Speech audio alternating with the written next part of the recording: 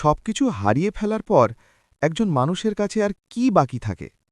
মনোবিজ্ঞানী Victor Frankl বলেছিলেন, আপনার কাছ থেকে আপনার ঘর, প্রিয়জন, এমনকি শরীরের কাপড় পর্যন্ত কেড়ে নেওয়া সম্ভব।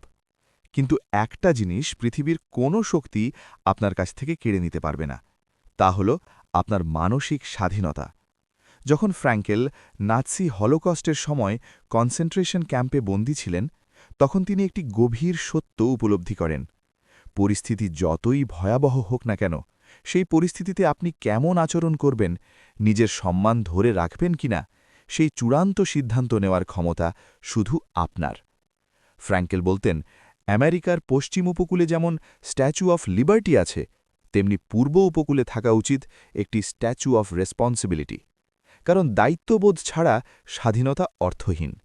তোমার রেজাল্ট বা পরিস্থিতি হয়তো সবসময় তোমার হাতে থাকে না, কিন্তু তুমি সেটাকে কিভাবে মোকাবিলা করবে, সেই স্বাধীনতা সবসময় তোমারই।